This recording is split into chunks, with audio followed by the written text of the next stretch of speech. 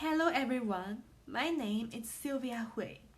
I'm a fourth year music student of McMaster University, and my major is piano. I have been learning piano for about 15 years, and I studied both in China and Canada, so that I know the way of teaching music to students and their different cultural background. I got a job of music education in summer this year, since May 2019, and now I'm working in a music tutoring school in Markham, and the school is very new. It was founded in December 2018. Before that, I taught music to adult students. Some of them are my classmates, and some of them are much older than me, and they are the age like my aunties or something. For the young students, they would like to learn playing the songs of their favorite singers. And for the senior students, they thought that if they got the notes, they could play any familiar songs they had already knew. Since I became a music teacher in a tutoring school, I learned how to teach the children. When I was first time there, I was just a TA of the existing teacher. The kids are very young. Even the oldest kid is only 12 years old. They just started learning the very basic elements of music. For example, the solfege and the different kinds of notes. And our textbooks is Alfred Basic Piano. The teacher and me helped the kids together when they were playing on the keyboard. Some of them are even hard to find the middle C. I just got my own class in August. There are 3 kids, and they just started their second lesson last week. In the beginning of each class, I usually do some games with them so they can involve more into the lesson. I started to study music since I was 4. As a little kid, there are much challenge for me was I could not sit on the chair for more than 5 minutes, just like my students now. When I grew up later, I still could not focus, even though I can focus a longer time. My mind was flying over and over, and my parents thought I have some disorder because I couldn't focus on a long time like the kids are the same age as me. As a therapist result, I got the ADHD. They tried to find some therapy, but the result, there's not very significant improvement. I tried to control my mind, and now I think it would not affect me anymore. Also, I skipped the grades in elementary school, so that my studying was much harder than other classmates. So as you know, as a kid, even half a year younger than the classmate, the same classmate, same age. So it's very significant. And I was even 1 or 2 years younger than them.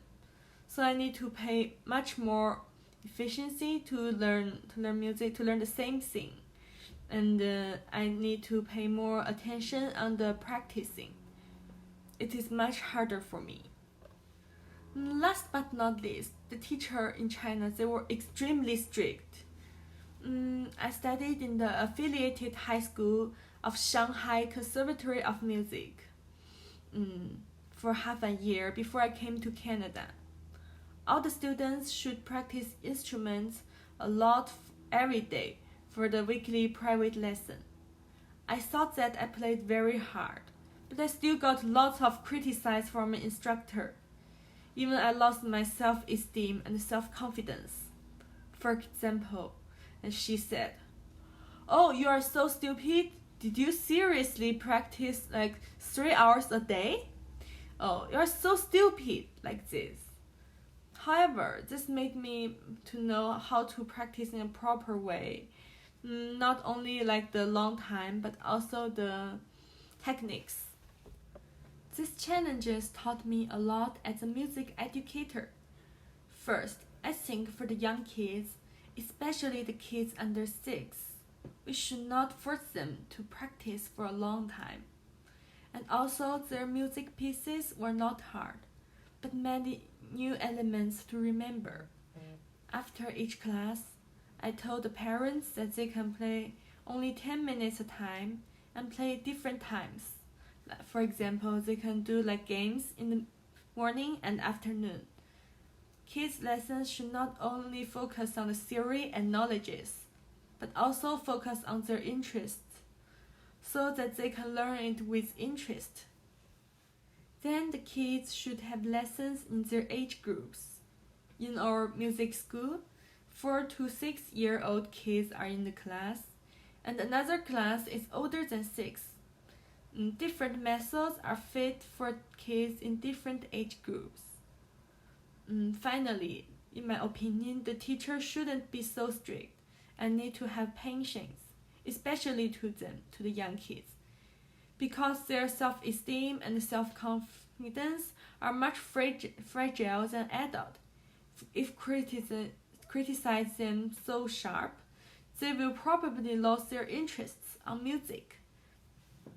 In my opinion, the challenges had most impact on me are my focusing and teachers' criticize.